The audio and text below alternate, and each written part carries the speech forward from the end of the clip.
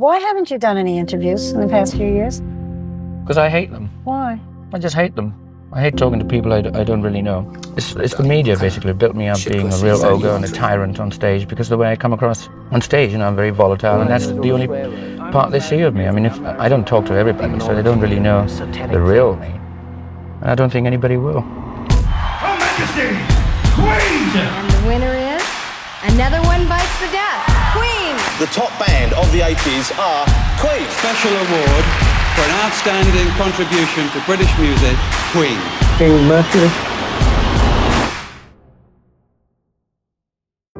Freddie Mercury is commonly regarded as one of the greatest artists in the history of rock music. Leading Queen to their rise of fame, his 4-octave vocal range and flamboyant stage presence established the sound and look of the band. Despite the powerful image he portrayed on stage, he didn't feel the need to gratify this persona when he stepped out of the spotlight. In this interview from 1985, he gives us a glimpse into the real Freddie Mercury. I'd like to feel that after all these years, I'm myself at every given point. When I'm on stage, that's Freddie Mercury. When I'm off stage, I'm Freddie Mercury. And that's the only way to be. I mean, the days have gone where I actually felt that when I was on stage, when I came off, I still had to sort of portray that Freddie Mercury image because of other people.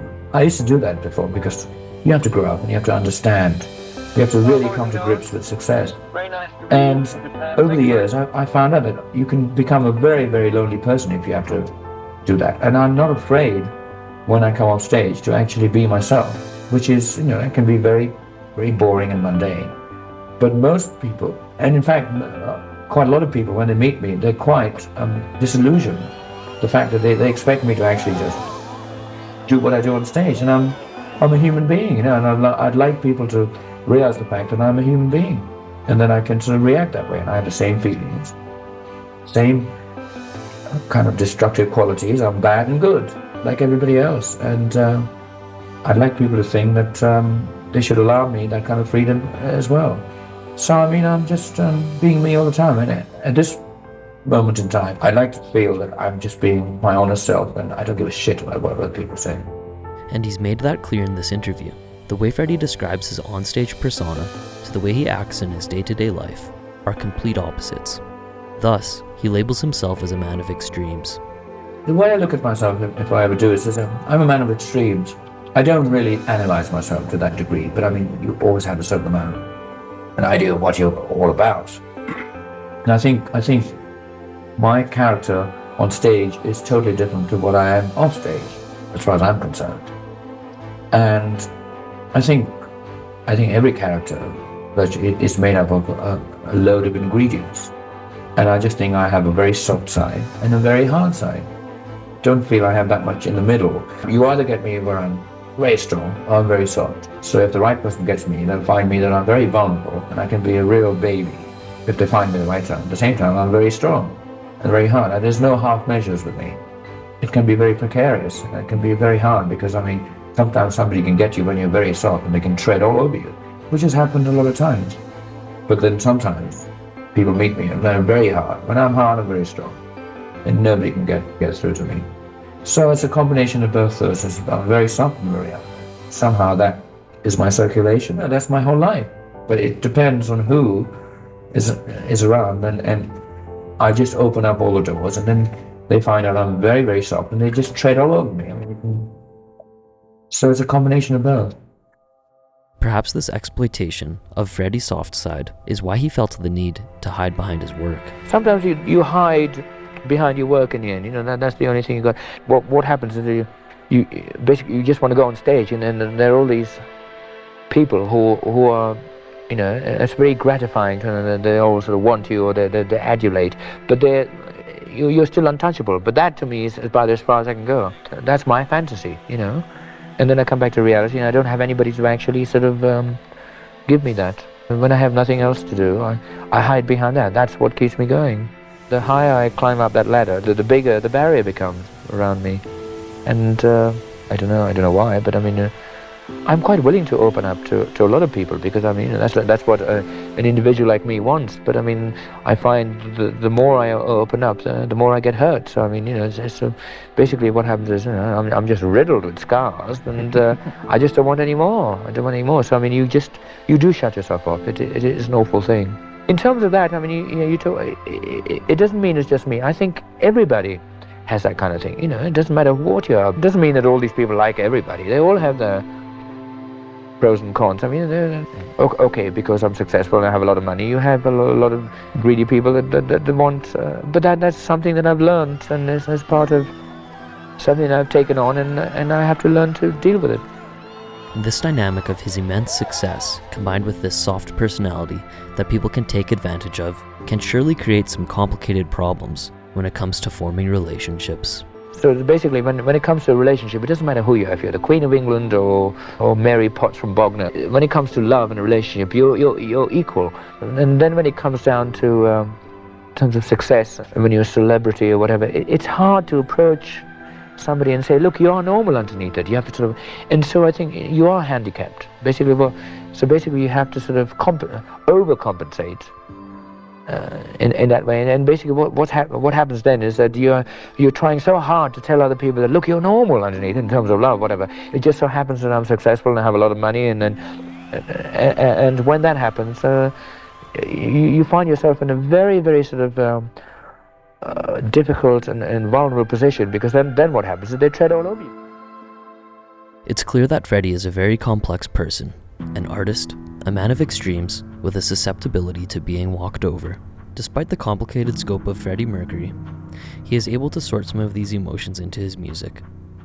In his artistic process, rather than following trends and popularity, Freddie takes a more authentic approach. I just like to do different things. It's like I don't like to stay in one position for too long. And so that comes out in everything. It comes out in my songs, my lyrics, and I just like to try everything once, and I'm not scared of the pitfalls and things. I'm not worried about saying, my God, this is not my scene. And if I love the challenge, and I like doing things that are not part of the mainstream for me. And sometimes if that works, it works in a very big way. Otherwise, it can be a very big flop. But I'm willing to take that risk. I'm quite aware of what goes on, but that doesn't mean I want to sort of interpret that kind of fashion and trend into my songs. I'm aware of what goes on, but I still write a song the way I feel it. And if it means that a song that I like needs something that's old-fashioned, I will still do it.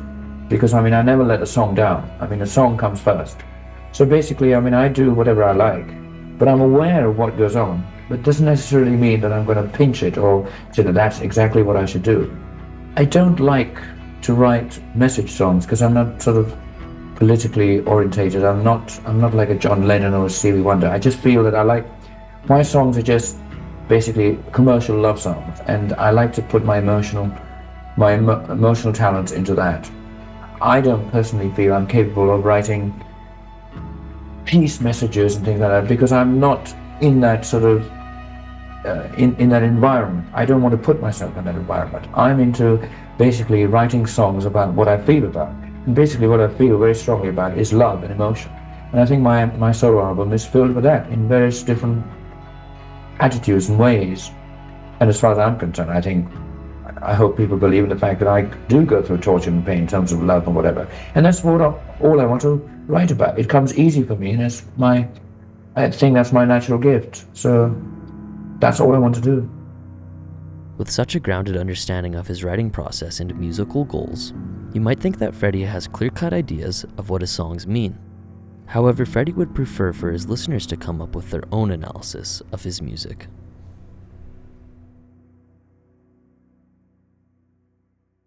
People can take it any way they want. People can take it and relate to it in any way they want. I hate, to be honest, in the end, even in interviews or even in sort of any kind of chat shows or whatever, I hate actually trying to analyze my songs to the full. It's like people still ask me what Bohemian Rhapsody is about, and I say, I don't know. It actually sort of ruins a kind of imagination or whatever, or something that people have built up. And I will say, as much as I can about certain songs I write, but in the end, I don't like to analyze it because I don't analyze songs myself. I mean, I just sing them, I write them, and then I record them and produce them. And then it's up to the individual buyer to actually buy it the way that he or she feels it. Because otherwise, I ruin a kind of mystique that might portray that track. So I hate doing that. Looking back, we've learned about Freddie's on-off stage complexities, his thoughts on relationships, as well as the way he expresses these feelings in his music. But what does he care about most?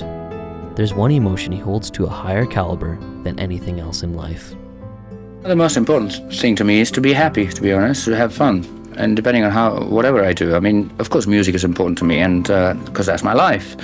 And as long as, I can, I'll carry on as long as I write music and people want to buy it. That's important to me, but I mean, that's not the be-all and the end-all. I mean, I just, they're very, to me, happiness is the most important thing. And if I'm happy, then it shows in my work. The happiness he valued so dearly continues to live on through his music and fans. Despite losing his battle with AIDS on November 24th, 1991, Freddie Mercury confirmed at the weekend that he had AIDS, and he died last night at the age of 45. Freddie left behind a legacy that will never be forgotten, and a library of music we can all enjoy until the end of time. Rest in peace to the rock and roll legend we all love, Freddie Mercury.